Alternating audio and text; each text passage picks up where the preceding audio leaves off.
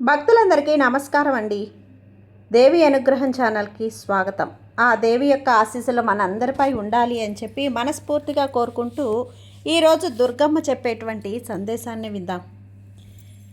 ఈరోజు బిడ్డ, క్షణం ఆలస్యం చేయకుండా ఇక్కడున్నటువంటి లాఫింగ్ బుద్ధాన్ని ఏదైనా సరే అరక్షణం కూడా ఆలస్యం చేయకు తల్లి. నీకు అన్నీ జరిగేలా నేను చేస్తాను. కోట్లలో ధనం నీ కళ్ళ ముందుండేలా చేస్తాను. సరిగ్గా కొన్ని నిమిషాల్లోనే నీ ముందుకు నువ్వు కోరిన కోరికేంటో అది నీ ముందుండేలా చేస్తాను. అవునమ్మా, నీ దుర్గమ్మ చెప్పేది నమ్మశక్యంగా లేదా? అయితే ఇది చివరి వరకు వింటేనే నీకు అర్థమవుతుంది. నమ్మకంతో ఇది విను. మరి ఈ సందేశాన్ని ఈరోజు నీకు అందిస్తున్నాను అంటే అది నా అనుగ్రహంతోనే కదా. ఈ లాఫింగ్ బుద్ధాన్ని తాకి ఈ సందేశం ఏంటో ఆఖరి వరకు విను. నీ కోరికేంటో నాకు తెలియదు అని నువ్వు అనుకుంటున్నావా? అది నీ భ్రమ. నీ మనసులో నీ కష్టం దగ్గర నుంచి, నువ్వు పడుతున్న బాధల దగ్గర నుంచి, నువ్వు పడే చిన్న చిన్న సంతోషాలు, నీ కోరికలన్నీ కూడా ఈ దుర్గమ్మకి తెలుసు. ఎందుకంటే నువ్వు స్వచ్ఛంగా ఉన్నావు కాబట్టి. రోజు నువ్వు నా భక్తునిగా, భక్తురాలిగా పిలువబడుతున్నావు బిడ్డ. ఒక్క మాట చెప్తాను, ఎవరైతే అన్యాయాన్ని అనుక్షణం కోరుకుంటూ ఉంటారో, ఎదుటివారి నాశనాన్ని కోరుకుంటారో, ఎవరైతే ఎప్పుడూ కూడా కోపంతో రగిలిపోతూ ఊగిపోతూ ఉంటారో, వాళ్ళు ఎప్పుడూ కూడా ఎదుటివారి యొక్క కష్టాన్ని చూసి ఎవరైతే నవ్వుకుంటూ ఉంటారో, ఇక వారు ఎప్పుడూ కూడా నా గుడికి రావటానికి కానీ, నా సన్నిధికి చేరటానికి కానీ, నన్ను తాకటానికి కానీ, నా ముఖ దర్శనం చేసుకోవటానికి కానీ అస్సలు అర్హులు కాదు. కానీ ఈ రోజున నువ్వు ఈ సందేశాన్ని వినగలుగుతున్నావు అంటే నీకు నా ఆ అదృష్టం ఉంది కాబట్టే ఈరోజు ఈ లాఫింగ్ బుద్ధాన్ని తాకగలిగావు. ఇక నీ జీవితంలో మొత్తం సంతోషంతో పాటు ప్రశాంతత అన్నీ నిండిపోబోతున్నాయి. నేను చెప్పే ప్రతి మాట కూడా నీ భవిష్యత్తు కోసమే. ఇక నువ్వు ఆలోచించే ప్రతి మాట శ్రద్ధ పెట్టి ప్రతి ఒక్క వాక్యాన్ని జాగ్రత్తగా విను, అర్థం చేసుకో. అప్పుడే కదా అసలు ఈ సందేశం నీ చెవిన ఎందుకు పడింది, నువ్వు ఎందుకు వినగలుగుతున్నావు అనేది నీకు అర్థమవుతుంది. నువ్వేంటో ఎదుటివారికి ప్రతిసారి కూడా నిర్ణయించుకోవాల్సిన అవసరం లేదు. ఎదుటివారు నువ్వేంటో తెలుసుకోవాలి. నువ్వు పడుతున్న తపనేంటో తెలుసుకోవాలి. నువ్వు చేసే పనేంటో తెలుసుకోవాలి. అది వాళ్ళు అర్థం చేసుకోవటం లేదు తల్లి. నువ్వు బాధపడుతున్నావు కదా. అయితే ఒక్క మాట విను. నువ్వేంటో అలానే నీకు తెలుసు, నాకు తెలుసు. ఎదుటివారికి తెలియాల్సిన అవసరం ఏముందో చెప్పు. నువ్వేంటో తెలుసుకున్న వాళ్ళైతే నిన్ను అసలు వేలెత్తి చూపించే ప్రయత్నమే చేయరు కదా. అందుకే నువ్వేంటో నాకు తెలుసమ్మా. నీకు తెలుసు ఎదుటివారు తీసుకునేలా నువ్వు చేయాల్సిన పని లేదు కదా. మరొక్కసారి నిన్ను హెచ్చరిస్తున్నాను. ఇప్పటికే ఎన్నోసార్లు చెప్పాను జాగ్రత్త పడమని. నువ్వు చేస్తున్న పనులు కొంతమందికి అన్యాయంగా అనిపించవచ్చు. నువ్వు ఎంత న్యాయం చేయాలనుకుంటున్నా కానీ, ఎదుటివారి మంచిని ఎంత కోరుకుంటున్నా కానీ నిన్ను వారు తప్పుడు దృష్టితో చూడవచ్చు. నీవు నాకు అన్యాయం చేయాలని కోరుకుంటున్నావని కూడా నిన్ను నిందించవచ్చు. అంత మాత్రాన అవన్నీ నిజమవుతాయా? లేదు కదా. ఎందుకు అనవసరంగా బాధపడుతున్నావు? ఎదుటివారు నీతో ఎంతవరకు మాట్లాడగలుగుతారో అంతవరకు మాత్రమే మాట్లాడే ప్రయత్నం చేయి. ఎందుకంటే ఇక త్వరలోనే నీ యొక్క మంచి బుద్ధిని వారు తెలుసుకోబోతున్నారు. నేను నీకు మాట ఇస్తున్నాను, హామీ ఇస్తున్నాను. ఈ దుర్గమ్మ హామీ ఇచ్చింది అంటే అది తప్పక నెరవేరుతుంది తల్లి. ప్రతి ఒక్కరికి కూడా కష్టాలు, సుఖాలు, బాధలు అన్నీ ఉంటాయి. ఎందుకంటే ఈ భూమి మీద ఉన్న ప్రతి ఒక్క మానవునికి కూడా ఏదో ఒక కష్టం, ఏదో ఒక సమస్య. ఇక నుండి కష్ట సుఖాలను పంచుకొని, ఎదుటివారి యొక్క కష్టాలను పంచుకొని, వారి యొక్క బాధలను తెలుసుకొని ఎప్పుడైతే ఇక నువ్వు అవి తీర్చే ప్రయత్నం చేయాలి అనుకుంటావో అప్పుడు భగవంతుడు నీ కష్టాలన్నింటినీ కూడా తుడిచేస్తాడు. అవునమ్మా, నువ్వు అందరిలో మంచిగా ఉండే ప్రయత్నం చేయి చాలు. మిగతాదంతా నేను చూసుకుంటాను. నీకొచ్చిన కష్టం ఎంత పెద్దదైనా సరే, అది ఎంత క్లిష్టమైన పరిస్థితుల్లో నిన్ను పడేసినా సరే, ఆ కష్టం నుంచి నిన్ను నేను బయటపడేస్తాను. నేను నీకు మాట ఇస్తున్నాను, మాట తప్పనమ్మా. ఎంత కష్టం వచ్చినా అది నిన్ను ఏమీ చెయ్యలేదు అన్న నమ్మకం అనేది నువ్వు ఉంచుకో. అది నిన్ను పూర్తిగా శాశ్వతంగా విడిచిపెట్టి వెళ్ళిపోవాల్సిందే. ఎందుకంటే ఈ దుర్గమ్మ నీతో ఉన్నంత వరకు కూడా ఏ చీడ పీడ కర్మ దోషాలనేవి ఏవి కూడా నిన్ను అస్సలు చేరవు. అది అసలు మర్చిపోకు, గుర్తుపెట్టుకో. ఇక నువ్వు చేస్తున్న మరొక పెద్ద తప్పు ఏంటి అంటే, అందరూ కూడా నా వాళ్ళే, నాలాంటి మనస్తత్వం ఉన్న వాళ్ళే అని చెప్పి నీ ముఖ్యమైన విషయాలన్నీ కూడా, నువ్వు ముందడుగు వేయడానికి ఉపయోగపడే గొప్ప గొప్ప విషయాలు, సందేశాలన్నీ కూడా, నువ్వు అనుకుంటున్న పనులు, ఇలా ప్రతీదీ కూడా అందరితో పంచుకుంటున్నావు. ఇలా నువ్వు పంచుకోవటం అంత మంచిది కాదు. నీకు ఇప్పటికే ఎన్నోసార్లు చెప్పాను, చెప్పాలంటే హెచ్చరించాను కూడా. మరలా ఇప్పుడు కూడా చెప్తున్నాను. ఎందుకంటే అందరూ కూడా నువ్వు ఆలోచించినట్లే మంచిగా ఎప్పుడూ ఆలోచించరు. నువ్వు చేస్తున్న పనులను బట్టి, నువ్వు చెప్పే పద్ధతులను బట్టి, నీ మెలకువలు, నీ తెలివితేటలు, నువ్వు ముందుకు రావటం కోసం చేసే ప్రయత్నాలు, ఇలా అన్నింటినీ వారు తెలుసుకొని వారు ముందడుగు వేసే ప్రయత్నం చేస్తారు. ఇక నువ్వు కేవలం మాటల దగ్గర మాత్రమే ఆగిపోతున్నావు. నీ యొక్క మాటల్ని వాళ్ళు ఆదర్శంగా తీసుకొని నీకంటే వారే చెయ్యాలి అన్న తపనతోటి నీ యొక్క పెద్ద పెద్ద మంచి అలవాట్లను, పెద్ద పెద్ద మంచి ఆలోచనలను, నువ్వు ముందడుగు వేసే తెలివిగల ఆలోచనలను వాళ్ళు అమలులోకి పెడుతున్నారు. కాబట్టి ప్రతిదీ కూడా నువ్వు అందరికీ చెప్పకు. అర్థమవుతుంది కదా?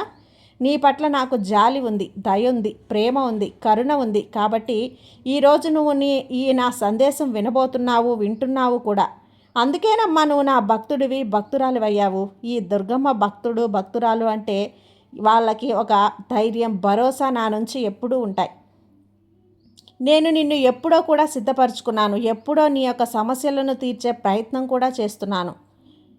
దుర్గమ్మ, నువ్వు నన్ను వదిలి వెళ్ళిపోయావు. నా కష్టం నువ్వు కూడా పట్టించుకోవటం లేదు కదా, నా బాధ నీకు కూడా కనిపించడం లేదా దుర్గమ్మ అని నువ్వు ప్రతిరోజు ప్రతిసారి కూడా బాధపడాల్సిన పని లేదు. నీకు పైకి రాకుండా చెయ్యాలి అని చెప్పి ఎంతోమంది చూస్తున్నారు, ఎన్నో రకాల ప్రయత్నాలు కూడా చేస్తున్నారు.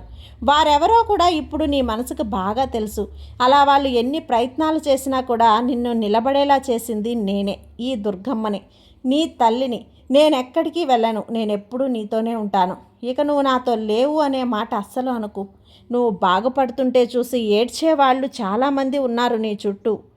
నిన్ను ఇంకా ఇంకా వెనక్కి లాగాలని ప్రయత్నించే వాళ్ళు కూడా ఉన్నారు. నువ్వు ఏడుస్తుంటే సంతోషంగా పడేవాళ్ళు కూడా చాలామంది ఉన్నారు. అలాంటి వాళ్ళతో ఇప్పటికీ నువ్వు జాగ్రత్తగా ఉండాలి. ఎందుకంటే అలా జాగ్రత్తగా నువ్వు లేకపోతే నువ్వు ఎన్నో రకాల సమస్యల్లో ఇరుక్కునే అవకాశం చాలా ఎక్కువగా ఉంటుందమ్మా. ఇప్పటికైనా సరే ఒక్క విషయాన్ని మాత్రం మర్చిపోకు, గుర్తుపెట్టుకో. నీకు నీ కుటుంబం చాలా ముఖ్యం. నీ కుటుంబం కోసమే కదా నువ్వు చేసే ప్రతి పని, అలానే ప్రతి అడుగు అన్నీ కూడా నీ కుటుంబం కోసమే కదా, నీ కుటుంబం బాగుండడం కోసమే కదా. మరి ఎందుకు ఇంత ఆలోచన? ఎందుకు చెప్పు? ఇంత కష్టం ఎందుకు? ఇంత బాధ ఎందుకు? నువ్వు ఈరోజు లాఫింగ్ బుద్ధాన్ని తాకావు కదా, ఎప్పుడైతే దీన్ని తాకావో అప్పుడే నీ జీవితంలో అదృష్టపు దేవత అడుగు పెట్టబోతుందమ్మా. అదృష్టపు తలుపులన్నీ కూడా తెరుచుకుంటాయి. ఇక నీ కష్టాలకు, కన్నీళ్ళకి, బాధలకు అన్నింటికీ సెలవు చెప్పి అదృష్టానికి నువ్వు స్వాగతం పలుకు. ఎందుకంటే నిన్ను చూసే నీ కుటుంబం అనేది ఆనందపడుతుంది కదా, నిన్ను చూసే నీ కుటుంబం నడుచుకుంటుంది. ఇంట్లో నలుగురు ఉన్నప్పుడు నీ జీవితం అనే బండికి మీ నాలుగు చక్రాలు అని నీకు తెలియదా చెప్పు?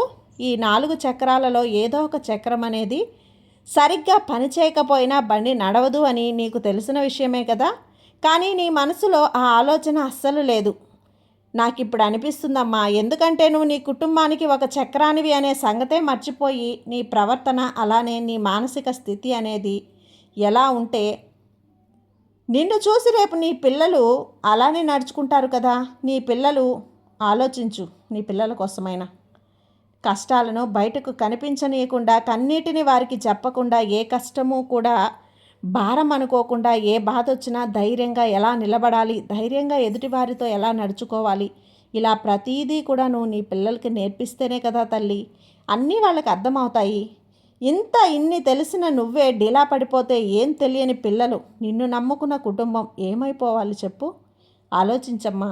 నువ్వు తాకిన ఈ లాఫింగ్ బుద్ధాన్ని తాకిన క్షణం నుంచి నీ జీవితం మారుతుంది బిడ్డ. ఇక నీ జీవితంలో కోట్ల సంపద అనేది నీ దగ్గరకు రాబోతుంది, నీ దరి చేరబోతుంది. ఇక భయపడకు.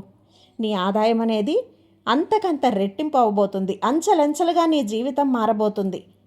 నువ్వు ఒక్కొక్క మెట్టు పైకెక్కే రోజు వచ్చేసింది. ఇక ఏమాత్రం భయపడకుండా ధైర్యంగా సంతోషంగా ముందుకు వెళ్ళు. అంతా శుభమే జరుగుతుంది. నీ దుర్గమ్మ నేను నీకు మాటిస్తున్నాను కదా. ఇక నీ జీవితంలో అన్నీ కూడా మంచి రోజులే. శుభకరమైన రోజులకు నువ్వు ఆహ్వానం పలుకు. బాధాకరమైన రోజులన్నింటినీ కూడా ఇక ముగింపిచ్చేసేయి. నీ కష్టానికి ఇదే ఆఖరి రోజుగా భావించు. ఇక సంతోషంగా ఉండు. చూడమ్మా, నీకున్న జీవితం అనేది ఒక చిన్న చిన్న కష్టాలు వస్తూ ఉంటాయి, పోతూ ఉంటాయి. అలా అని జీవితమే వృధా అనుకుంటే ఎలా చెప్పు? వాటి నుంచి ఎలా బయటపడాలో ఆలోచించు. నువ్వు నలుగురికి సహాయం చేసేలా ఆలోచించు. అది మాట సాయమైనా ఏదైనా సరే, నలుగురు చిన్న చిన్న కష్టాలుంటే సులువుగా దాటడానికి వాళ్ళ కొన్ని మార్గాలు చెప్పు. అలాగా వాటిని నువ్వు కూడా పాటించి నువ్వు కూడా నీ కష్టాల నుంచి సులువుగా బయటపడు. అప్పుడే కదా నువ్వు సంతోషంగా ఉంటావు. నిన్ను చూసి నీ కుటుంబం కూడా సంతోషంగా ఉంటుంది. అలా కాకుండా నువ్వు బాధపడి ఆ బాధను చూసి నీ కుటుంబం బాధపడి ఇదంతా అవసరమా చెప్పు? చిన్న కష్టం రాగానే ఇది నాకే వచ్చేసింది, నాకే వచ్చింది, ఇంకా అందరూ బాగున్నారు అని చెప్పి అనుకుంటే ఎలా చెప్పు? నీకన్నా కష్టాలు పడుతున్న వారు ఈ లోకంలో చాలామంది ఉన్నారు. ఒక్కసారి బయటికి వచ్చి చూడు, నీకే తెలుస్తుంది. నీ మనస్సు కూడా తెలుస్తుంది. నీకున్న కష్టం అనేది కాస్త ఆలోచిస్తే ఇది చిన్నదే అని నీకే అర్థమవుతుంది. కాబట్టి నువ్వు అనవసరంగా కంగారు పడకుండా ప్రశాంతంగా కూర్చొని ఆలోచిస్తే అన్నీ అర్థమవుతాయి. నీ దుర్గమ్మ చెప్పినట్లుగా కళ్ళు మూసుకొని ప్రశాంతంగా 2 నిమిషాలు ఈ అమ్మని తలుచుకొని నీ కష్టం గురించి ఆలోచించు. అది నీకు ఎలా చిన్నదిగా కనిపిస్తుందో. నీ వారాహి అమ్మని నమ్ము, నీకంతా మంచే జరుగుతుంది. ఏదో జరిగిపోయింది, ఎవరో వెళ్ళిపోయారు అని జీవితాన్ని అక్కడితో ఆపేసుకోకమ్మా. నీ జీవితం చాలా గొప్పది, ఎంతో ఉన్నది. నువ్వు అంచెలంచెలుగా ముందుకు వెళ్తేనే జీవితం ఇంకా ఇంకా మారుతుంది. ఇక ధైర్యంగా ప్రశాంతంగా ఉండు. ఈ దుర్గమ్మ చెప్తున్నాను కదా, ఇక నుంచి నీ జీవితం ఎప్పుడూ కూడా చాలా అందనంత ఉన్నతంగా ఉంటుంది. జీవితం అనేది మనిషికి భగవంతుడిచ్చినటువంటి ఒక వరం తల్లి. ఆ వరాన్ని ఆనందంగా అందిపుచ్చుకొని జీవితం అంతా కూడా సుఖంగా ఉండేలా మనం ముందుకు వెళ్తూ ఉండాలి. అలా కాకుండా ఉన్న ఈ చిన్న జీవితాన్ని నువ్వు నరకకు ప్రాయం చేసుకుంటే ఎలా చెప్పు? ఈ అదృష్టం జంతువులకు ఉందా? లేదు కదా. మనిషి అనే ఒక జీవి నీకొక వరంలా దొరికినటువంటి అదృష్టం. మనిషి తలుచుకుంటే ఏదైనా చేయొచ్చు. కష్టంలో బాధపడచ్చు, ఆనందంగా కూడా బ్రతకొచ్చు. అలా నువ్వు ఎలా అయితే నీ మనసుని ఆనందంగా ఉంచగలవో ఆ విధంగా ప్రయత్నించు. ఇదే ఈ దుర్గమ్మ నీకు ఇచ్చేటువంటి కోట్ల సంపదకు సమానమైనటువంటి సందేశం. ఈ సందేశం వింటే నీ మనసు ఆనందంగా ఉంటుంది. నీ మనసు ఆనందంగా ఉన్నప్పుడు ఎన్ని కోట్ల ధనంతో అయినా సమానమే కదా, సరితూగదు. కాబట్టి నువ్వు సంతోషంగా ఉండు. ఈ తల్లి ఆశీర్వాదం నీకు ఎప్పుడూ ఉంటుంది. సర్వే జన సుఖినో భవంతు. జై దుర్గమ్మ.